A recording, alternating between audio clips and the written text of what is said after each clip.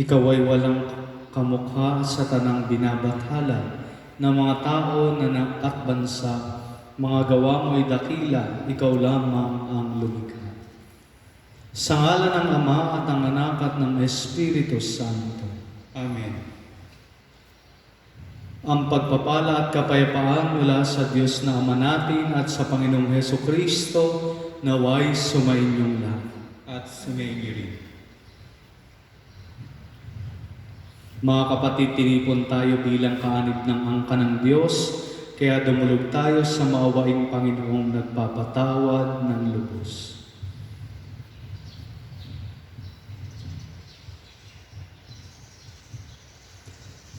Sinugong tagapagpagaling sa mga nagsisisi, Panginoon, kaawaan mo kami. Panginoon, kaawaan mo kami. Dumating na tagapag-anyayang mga makasalanay magsisi, Kristo, kaawaan mo kami. Kristo, kaawaan mo kami. Nakaluklok ka sa kanan ng Diyos Ama para ipamagitan kami, Panginoon, kaawaan mo kami. Panginoon, kaawaan mo kami. Kaawaan tayo ng makapangyarihang Diyos, patawarin tayo sa ating mga kasalanan, at patnubayan tayo sa buhay na walang hanggan. Amen. Manalangin tayo.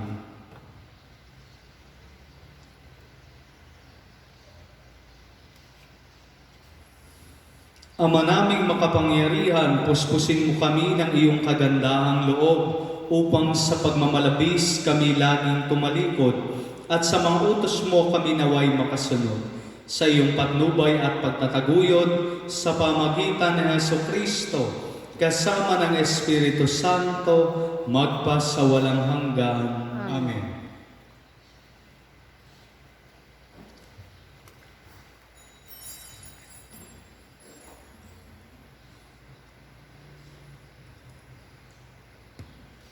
Pagbasa mula sa aklat ni Propeta Oseas. Ito ang sabi ng Panginoon, Israel, manumbalik ka na sa Panginoon na iyong Diyos. Ang pagbagsak mo ay bunga ng iyong kasamaan. Dalhin ninyo ang inyong kahilingan, lumapit kayo sa Panginoon at sabihin ninyo, patawarin mo kami. Kami iyong kahabagan at tanggapin. Maghahandog kami sa iyo ng pagpupuri. Hindi kami maililigtas ng Assyria, hindi kami sasakay sa mga kabayo. Hindi na namin tatawagin Diyos ang mga larawang ginawa lamang ng aming mga kamay.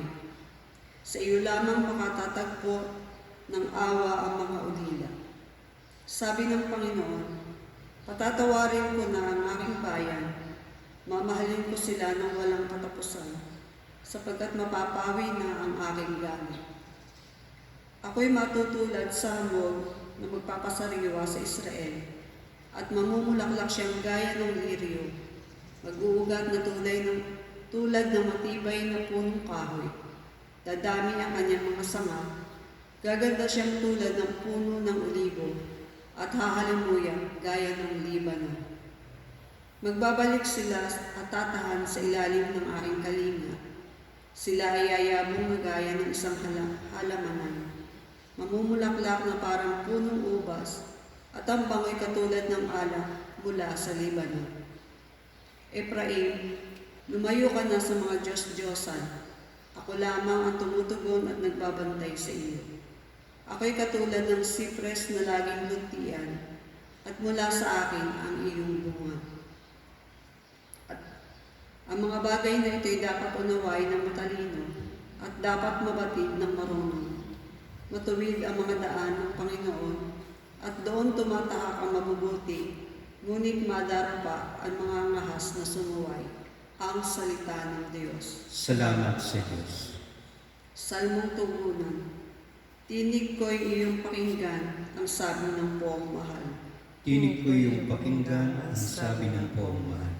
Sa paglabas namin sa bansang mabagsik, ganito ang wika na aking narinig. Mabigat mong dalay aking iniibis, pinabababa ko ang pasaning basket. Iniligtas kita sa gitna ng hirap, iniligtas kita nang ikaw ay tumawag. Tinig ko iyong pakinggan ang sabi ng poong mahal. Tinugon din kita sa gitna ng pitlat, at sinubo kita sa Batis Meriba. Kapag nangungusap ako iyong dinggin, sana'y makinig ka, o bansang Israel. Tinig ko iyong pakinggan ang sabi ng pamamahal. Ang Diyos ay huwag mong paglingkuran, Diyos ng ibang bansa'y hindi dapat luhuran.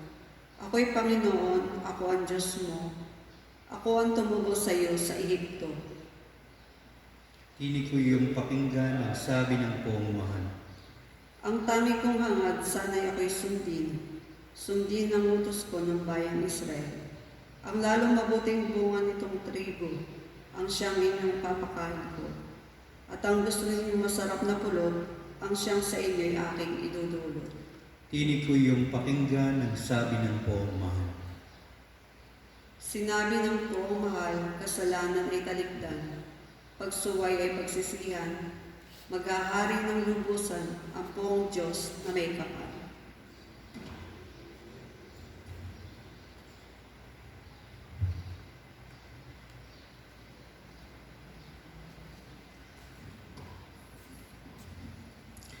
Sumainyo ang Panginoon. At sumainyo. Ang mabuting balita ng Panginoon ayon kay San Marcos. Papuri sa iyo, Panginoon. Noong panahong iyon, lumapit ang isa sa mga eskriba kay Jesus at tinanong, "Alin pong utos ang pinakamahalaga?" Sumagot si Jesus, "Ito ang pinakamahalagang utos. Pakinggan mo, Israel, ang Panginoon na ating Diyos. Siya lamang ang Panginoon. Ibigin mo ang Panginoon mong Diyos ng buong puso, ng buong kaluluwa, ng buong pag-iisip at ng buong lakas. Ito naman ang pangalawa, ibigin mo ang iyong kapwa gaya ng iyong sarili." Wala nang ibang utos na hihigit pa sa mga ito. "Tama po, Guro," wika ng eskriba. "Totoo ang sinabi ninyo. Iisa ang Diyos at wala nang iba liban sa Kanya. At ang umibig sa Kanya ng buong puso, buong pag-iisip at buong lakas, at ang umibig sa kapwa gaya ng kanyang sarili, ay higit na mahalaga kaysa magdala ng lahat ng handog na susunugin at iba pang hain." Nakita ni Jesus na matalino ang kanyang sagot, kaya't sinabi niya, malapit ka nang mapabilang sa mga pinaghaharian ng Diyos." At wala nang nangahas magtanong kay Jesus mula noon.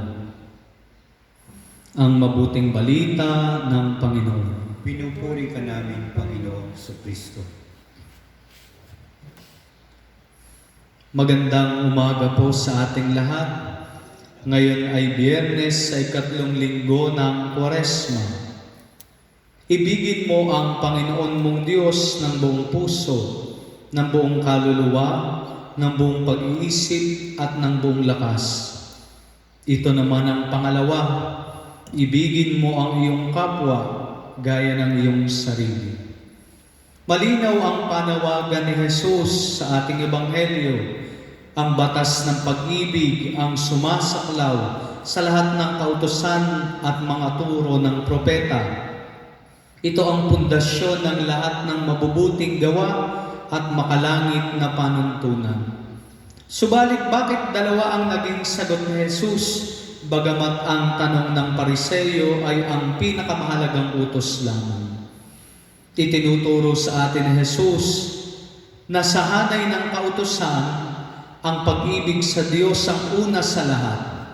Subalit sa hanay ng paggawa, ang pag-ibig sa kapwa ang pangunahing pagpapakita nito.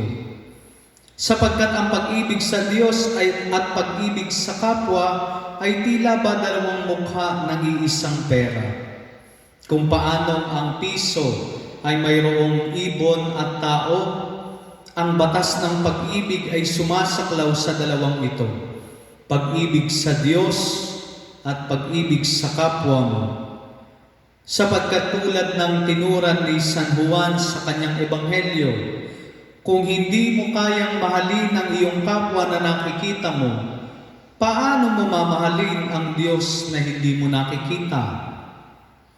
Kung matatandaan natin, noong huling beses na tayo ay nagkaroon ng formation dito sa ating parokya, tinukoy ng ating pura paroko na ang underlying principle kung bakit tayo dapat maging mabuti at makitungo sa ating kapwa ay dahil sa sinabi ni Jesus, ang kabutihang ginagawa mo sa pinakamaliit na ito ay sa akin mo ginawa.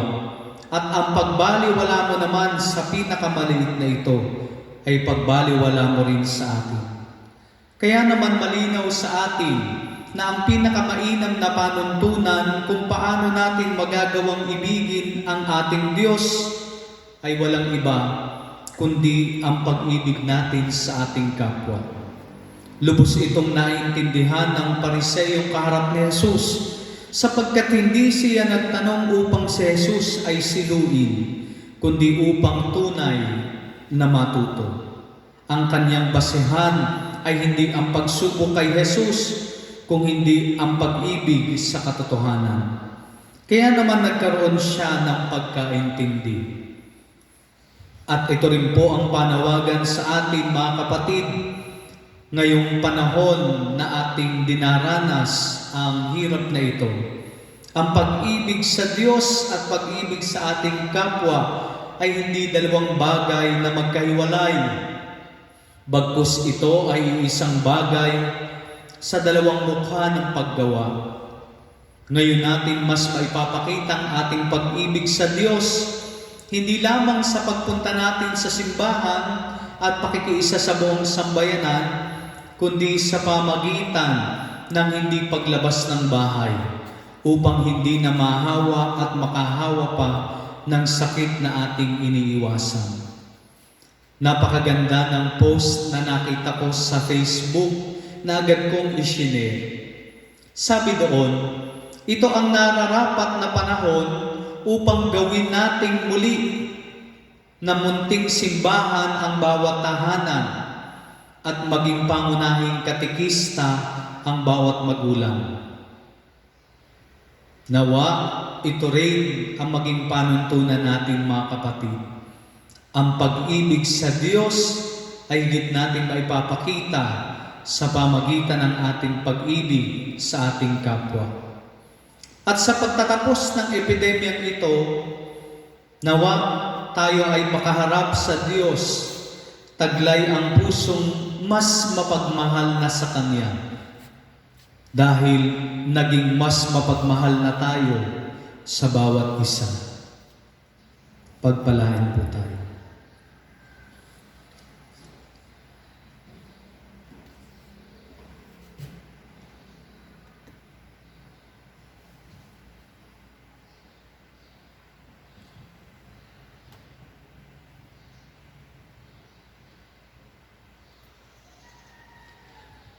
Oratio Imperata. Diyos, Ama namin, lumalapit kami sa iyo para sa aming kahilingan na kami ay iyong proteksyonan laban sa COVID-19 na kumitil na ng maraming buhay at nakaapekto na sa sangkatauhan. Nananalangin kami para sa iyong biyaya, para sa mga taong inatasan na pag-aralan ang kalikasan at ang sanhi ng virus na ito. Gayon din upang mapahinto ang patuloy nitong paglaganap.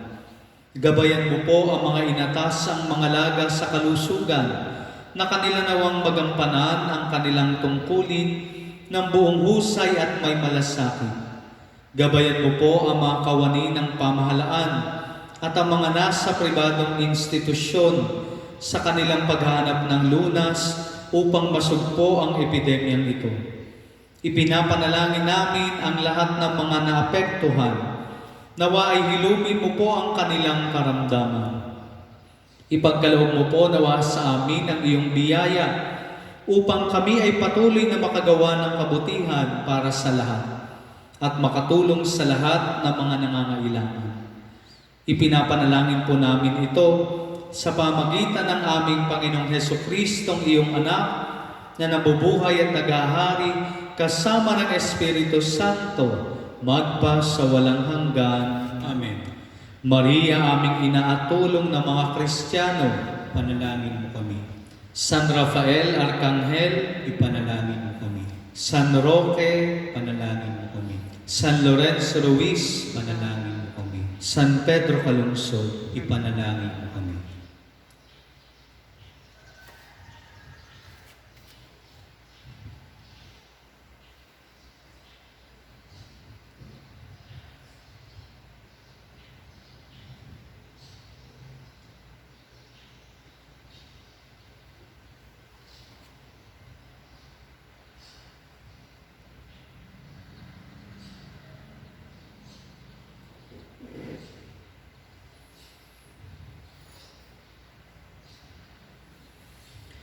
Kapuri-puri ka, Diyos, amang lumikha sa sanlibutan. Sa iyong kagandahang loob, narito ang aming mayaalay.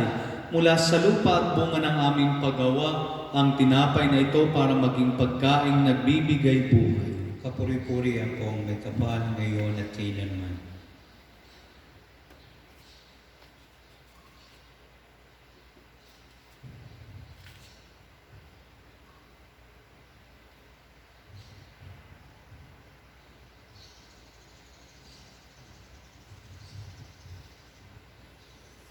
Kapuri-puri ka, Diyos, amang lumikha sa sanlibutan. Sa iyong kagandahang loob, narito ang aming mayaalay. Mula sa katas ng ubas at bunga ng aming paggawa, ang alak na ito para maging inuming nagbibigay ng iyong Espiritu. Kapuri-puri ang kong may kapal ngayon at kailanman.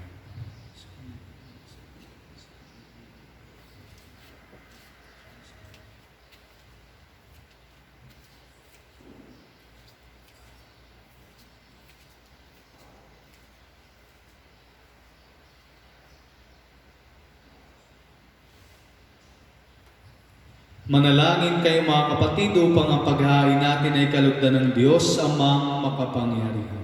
Tanggapin nawa ng Panginoon itong paghahain sa iyong mga kamay, sa kapurihan niya at karangalan, sa ating kapakinabangan at sa buong sambayanan niyang banal. Ama naming lumikha, tunghayan mo ang mga alay na itinatalaga namin sa iyo upang kalugdan mo ang mga inihahain namin ito. At kami laging dulutan ito ng pagliligtas mo. Sa pamagitan ni Jesucristo, kasama ng Espiritu Santo, magpasawalang hanggan. Amen.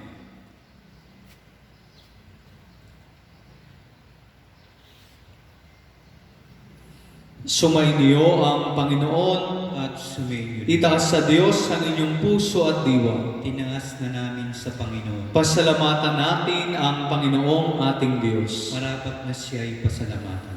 Ama naming makapangyarihan, tunay nga marapat na ikaw ay aming pasalamatan sa pamagitan ni Jesucristo na aming Panginoon. Sa pagbabakasakali mong kami bubuti, isinugo mo si Jesucristo upang pangunahan kami. Bilang pagsunod sa iyong atas na bigay, ipinahayag ng iyong anak ang iyong kalooban na ang mga apit dukha ay kanyang damayan. Ngayon ay iyong inihahandog ang pagkakataong aming maisaloob ang kanyang ganap at kusang paglilingkod upang sa iyo'y lagi kaming makasunod. Kaya kaisa ng mga anghel na nagsisiawit ng papuri sa iyo ng walang humpay sa kalangitan, kami nagbubunyi sa iyong kadakilaan. Santo, Santo, Santong Panginoong Diyos na makapangyarihan, napupuno ang langit at lupa ng kadakilaan. O sana sa kaitaasan, pinagpala na paririto sa ngalan ng Panginoon, o sana sa kaitaasan. Ama naming banal, ikaw ang bukal ng tanang kabanalan, kaya't sa pamagitan ng iyong Espiritu, gawin mong banal ang mga kaloob na ito upang para sa aming maging katawan at dugo ng aming Panginoong Hesukristo. Bago niya pinagtiis ang kusang loob na maging handog, hinawakan niya ang tinapay. Pinasalamatan kaniya, pinaghati-hati niya iyon. Iniabot sa kanyang mga alagad at sinabi, "Tanggapin ninyong lahat ito at kanin. Ito ang aking katawan na ihahandog para sa inyo."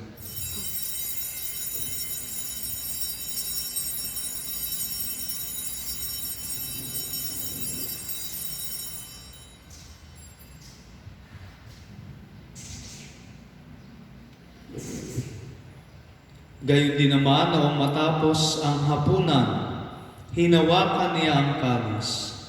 Muli kanyang pinasalamatan. Iniabot niya ang kalis sa kanyang mga alagad at sinabi, "Tanggapin ninyong lahat ito at inumin. Ito ang kalis ng aking dugo, ng bago at walang hanggang tipan. Ang aking dugo na ibubuhos para sa inyo at para sa lahat sa kapagpapatawad ng mga kasalanan. Gawin ninyo ito sa pag-alaala sa akin."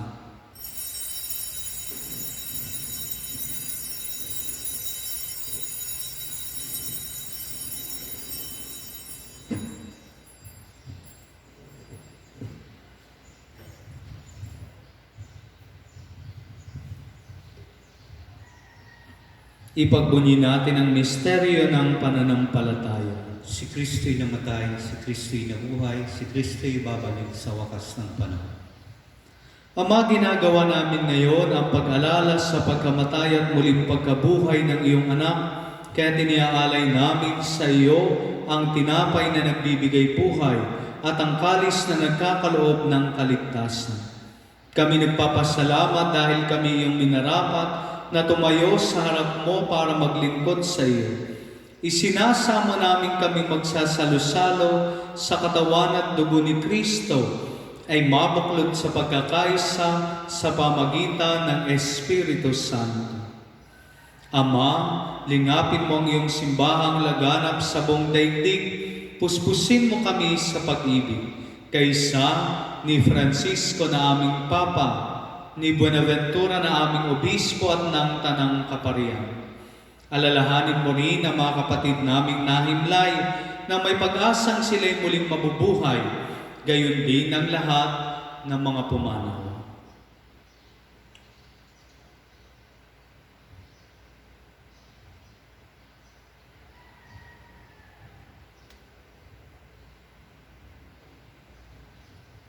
Kaawaan mo sila at patuloyin sa iyong kaliwanagan. Kaawaan mo at pagindapatin kaming lahat na makasalo sa iyong buhay na walang wakas. Kaysa ng mahal na Birheng Maria, ang Ina ng Diyos. Kaysa ni San Jose, ang kanyang kalinis-linis ang esposo. Kaysa ng mga apostol, ni San Santiago na ating patron at ng lahat ng mga banal na namuhay dito sa daigdig ng kalugod-lugod sa iyo. May pagdiwang nawa namin ang pagpupuri sa ikararangal mo sa pamagitan ng iyong anak na aming Panginoong Heso Kristo.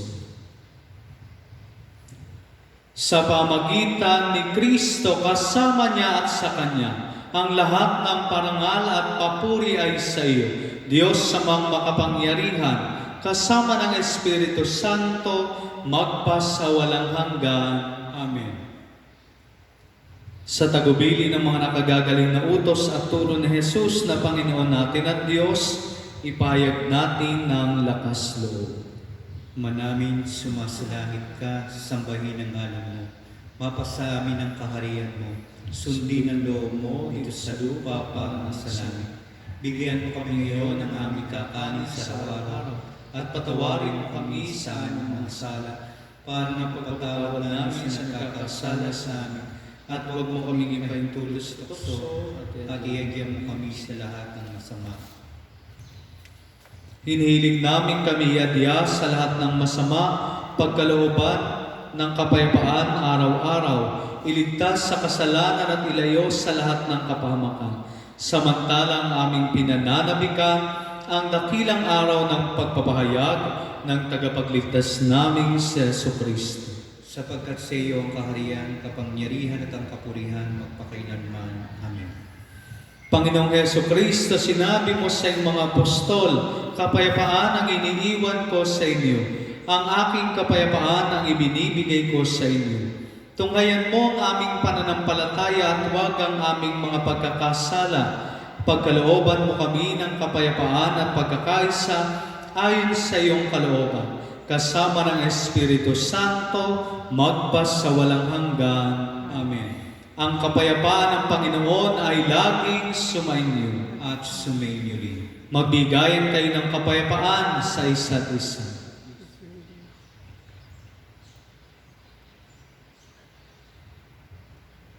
Kordero ng Diyos, nag-aalis ng mga kasalanan ng salibutan, maawa ka sa amin. Kordero ng Diyos, nag-aalis ng mga kasalanan ng salibutan, maawa ka sa amin. Kordero ng Diyos, nag-aalis ng mga kasalanan ng salibutan, ipagkaloob mo sa amin ang kapayapaan.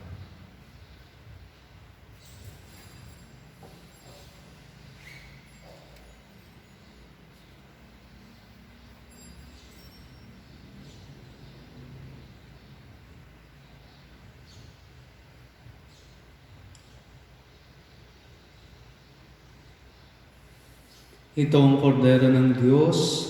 Ito ang nag-aalis ng mga kasalanan ng sanlibutan. Mapalad ang mga inanyayahan sa kanyang piling. Panginoon, dapat pagpatuloy sa iyo. Isis ang salita mo lamang ay gagaling na ako.